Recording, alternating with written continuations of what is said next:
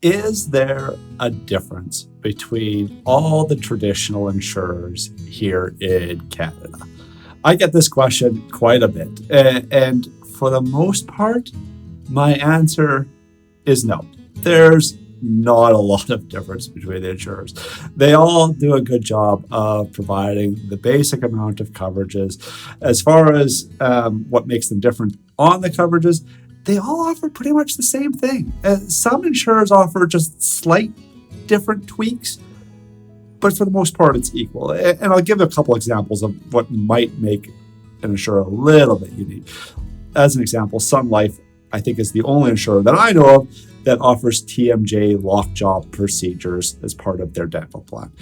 Manulife tends to have a slightly better travel insurance component that isn't typical compared to the rest.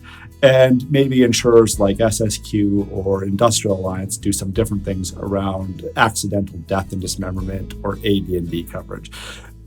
But for the most part, it's probably pretty close to the same. And what one insurer can do, another can replicate. And so the next question is there much difference by way of cost? And again, for the most part, no. The average calculation for how an insurer calculates cost is usually something like premium plus administration equals the total amount of premium that the insurer wants. And the administration costs for most insurers are pretty close to one another. And it doesn't mean that there's not some small differences, but if there is differences, they make it up in other areas, like trend, which is a factor that gets applied at time of renewal for predicting next year's claims. And so if someone has a great administration cost, maybe their trend isn't as sharp as another. And so they make it up in different areas. So if the costs are the same but the benefits are less, is there a big difference in service? And again, not really. Like, they all offer the things that you would otherwise expect. You get a pay direct drug card, you get an online portal, there's a phone number that people can call, all the stuff that you would otherwise expect.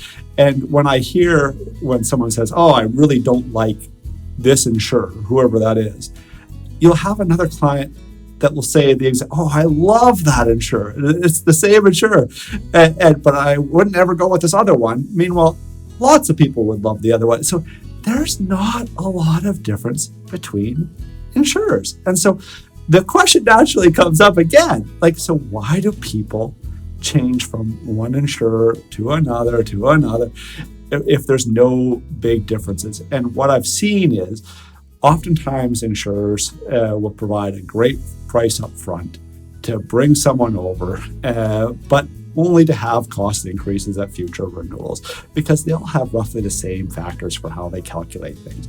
And so when looking to make a change, it's the stuff that goes around a benefit plan that really matters. It's things like the advice that you're getting from an advisor or broker or consultant or administrator. It's the tools that they can help offer to help analyze your plan, give detail, plus help control costs of claims, whether it's things through disability management or providing HR resources and total compensation statements and a variety of other things that I've done videos on in the past. And it's that type of thing that wraps around a benefit plan, often done for no additional cost, that helps affect everything that an insurer offers. And so that's the piece that I would look at before looking at changing insurers.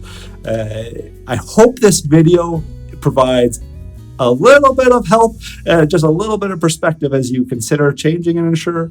If you have any questions or comments, feel free to dump them below. Otherwise, I would look forward to any other feedback that you have.